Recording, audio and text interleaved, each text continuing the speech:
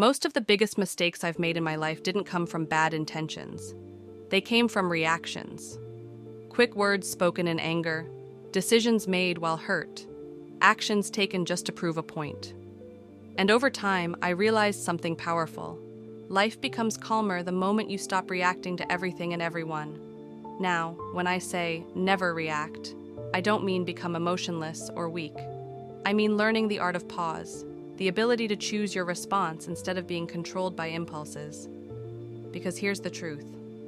The world will always test you. People will misunderstand you. Situations won't go your way.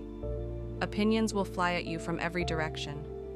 But peace doesn't come from controlling the world. It comes from controlling yourself. I learned this lesson the hard way.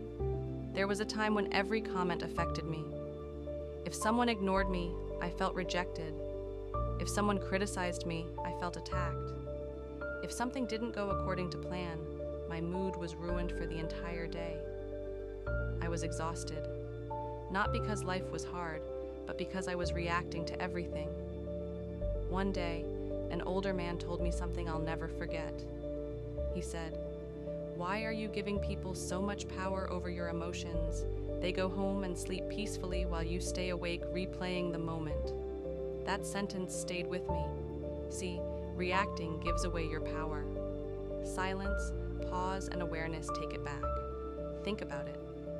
When someone insults you and you instantly respond, they control your emotions. When someone angers you and your mood collapses, they control your day. When you react impulsively, you are no longer leading your life. You are being led. The strongest people I've met weren't loud. They weren't reactive. They didn't explain themselves to everyone. They observed, understood, and chose when to speak and when to stay silent. They knew something most people don't. Not every battle deserves your energy. Let me tell you a small story. A man once went to a monk and asked, "How do I deal with people who constantly try to provoke me?" The monk asked him to bring a gift. The man brought it. The monk refused to accept it and asked, "If a gift is not accepted, who does it belong to?" The man replied, "The one who brought it." The monk smiled and said, "The same applies to anger and insults." That changed my perspective. Not reacting doesn't mean you agree. It means you refuse to carry what isn't yours. Over the years, I noticed something else. Most people react not because they are bad, but because they are unconscious. They're acting from wounds, fears, insecurities, and past experiences. Once you understand this, anger slowly turns into clarity. You stop asking, "Why are they doing this to me?" and start realizing, "This has nothing to do with me." That's freedom. When you stop reacting, you gain 3 powerful things. First, mental clarity. You think better. You decide better.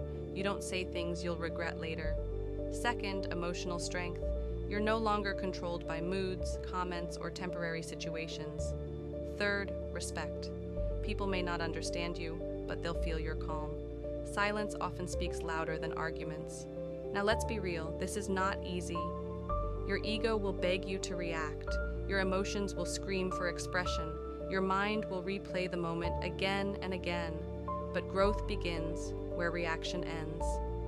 One simple habit changed everything for me. Before responding to anything, messages, arguments, decisions, I started asking myself one question.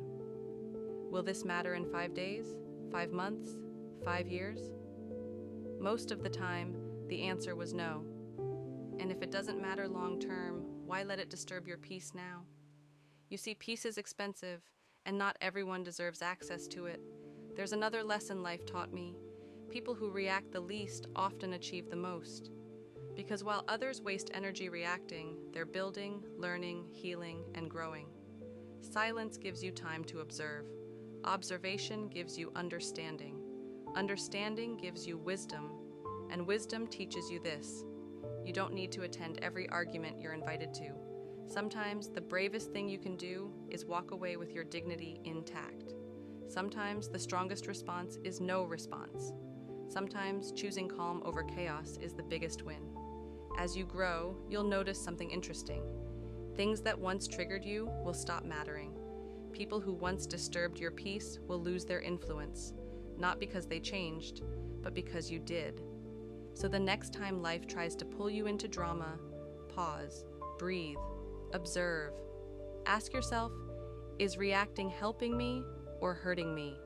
Remember, you don't control everything that happens, but you always control how much of yourself you give to it. And when you master the art of not reacting, you don't just protect your peace, you protect your future.